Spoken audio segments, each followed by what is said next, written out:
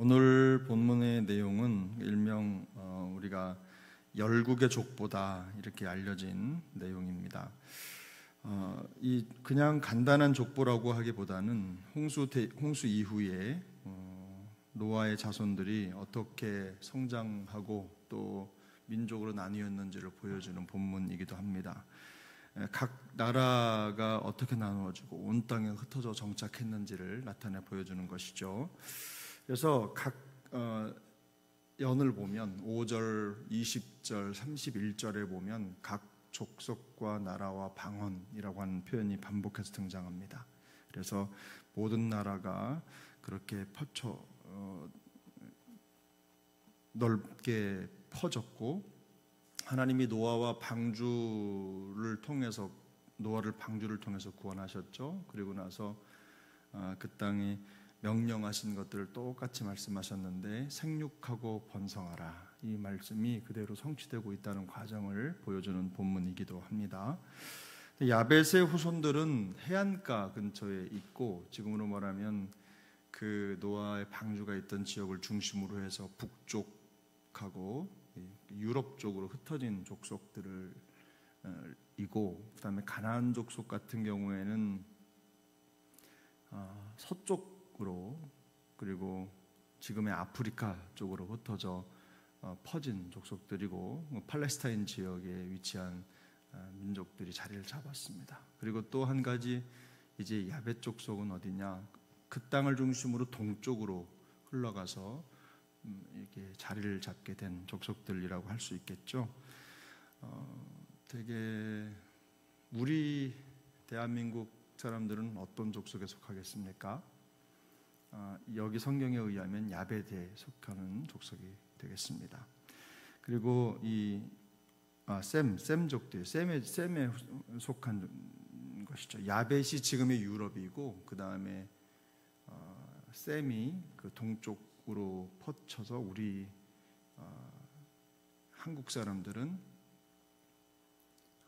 셈족에 속하는 민족이고, 유럽은 야벳, 그 다음에 쉽게 말하면 아프리카는 가나안 족속, 이렇게 정리가 되는 것이죠. 그리고 아브라함을 비롯한 그 믿음의 세대의 직계 조상이 바로 셈족입니다. 이렇게 정리가 되는데, 이 노아의 족보가 우리에게 주는 의미가 있습니다. 단순히 그 족보 안에 들어있는 사람들의 이름을 열거한 것이 아니라 그 내용이, 그 족보가 가지고 있는 아주 중요한 의미가 있는데, 이건 뭐냐면 가장 중요한 건 이거죠. 모든 세계 열방 민족이 한 족속이었다라는 거죠.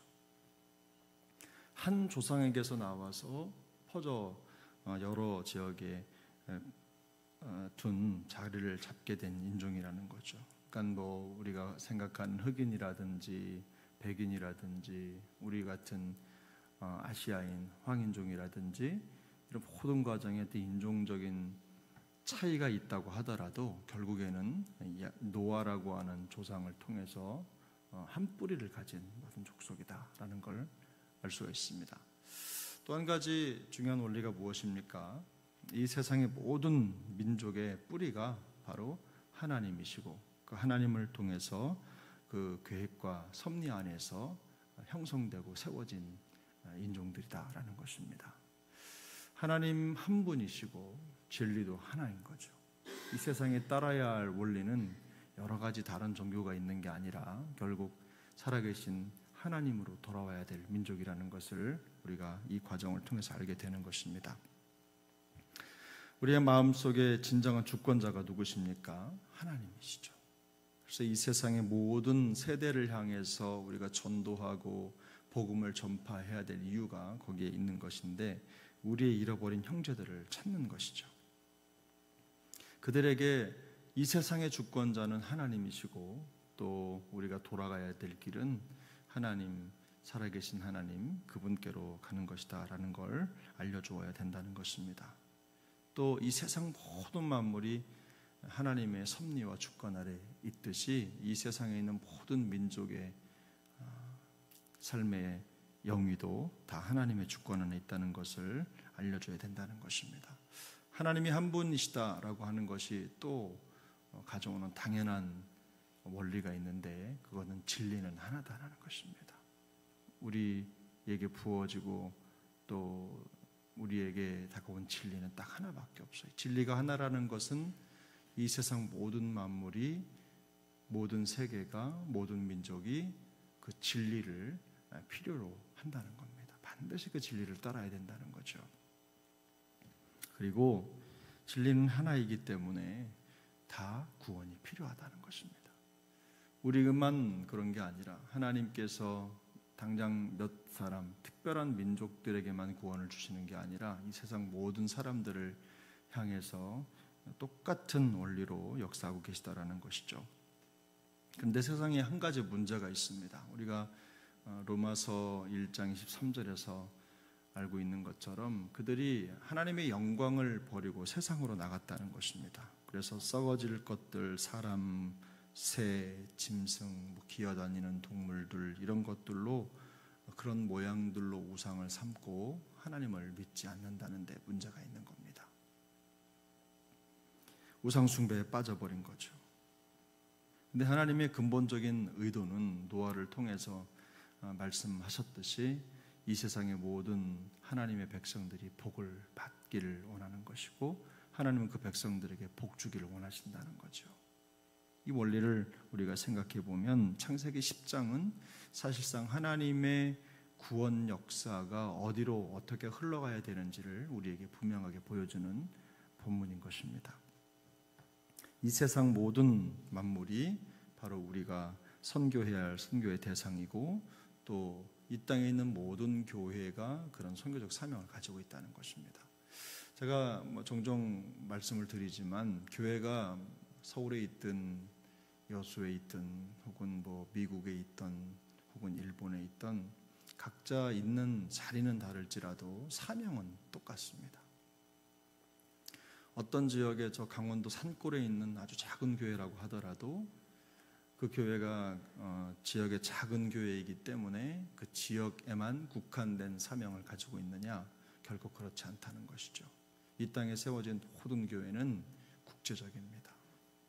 전 세계를 향한 비전과 소망을 가지고 있어야 되는 것입니다. 기본적으로 하나님이 교회를 세우실 때 단지 그 지역만을 위해서, 단지 그 몇 사람만을 위해서 세운 교회가 아니라 큰 틀에서 보면 이렇게 세상 열방을 향한 복음의 사명을 부여하셨다라는 것을 우리가 깨달아야 되는 것입니다. 어떤 교회든 마찬가지로 세상에 하나님의 주권적인 계획과 그리스도 예수의 구원을 선포해야 될 책임이 있는 것입니다. 우리 교회가 이 사명을 바르게 인식할 수 있기를 바랍니다. 그래서 우리는 여기에 있으니까 요만큼만 책임지면 되잖아, 이런 마음, 마치 그런 논리도 있습니다. 내 집 앞 눈 쓸듯이 내 집 앞만 잘 관리하면 모든 교회들이 그렇게 관리하면 되지 않겠느냐, 이런 생각을 가질 수도 있지만, 그러나 근본적으로 성경이 우리에게 주는 사명은 그렇지 않습니다. 교회의 크기와 형태와 모양 상관없이 교회는 국제적이다. 세계 선교를 가슴에 품어야 한다. 하나님의 나라와 소망을 위해서 이 땅에 하나님의 주권과 예수 그리스도의 복음을 선포하는 데 있어서는 크고 작음의 문제가 아니라는 겁니다. 저는 우리 교회가 이런 겁니다. 이 교회가 연차가 지나가고 또 오랜 교회들, 우리 교회도 40년이 훌쩍 넘었지만 우리나라의 기독교 역사상 100년이 넘은 교회들도 적지 않습니다. 그렇게 되면 이런저런 과정에서 복음의 열정이라든지 또 힘이 조금씩 사라져가고 그저 명맥만 유지하는 경우도 적지 않은데, 그건 하나님이 원하시는 모습은 아니죠. 우리의 육신이 후패할지라도 사명은 날마다 새로운 교회, 그 사명을 후대에 물려주는 교회, 세대는 다르지만 똑같은 사명을 가지고 세계 열방의 복음화를 위해서 달려가는 그런 교회, 하나님이 그런 교회를 원하시는 것입니다. 그래서 우리가 이 일을 위해서 끝까지 쓰임받는 교회가 되어야 될 줄로 믿습니다. 우리의 사명은 그겁니다. 우리도 열심히 살아야 되지만 우리 다음 세대에 이 사명을 물려주고 그 사명을 잘 감당하도록 그들을 이끌어야 될 책임이 있는 것입니다. 그래서 우리 세중앙교회가 우리에게 주어진 이 귀한 복음의 사명을 주님이 오시는 그날까지 또 우리가 주님 나라에 들어가는 그 순간까지 최선을 다해 감당할 수 있기를 예수님의 이름으로 축복합니다.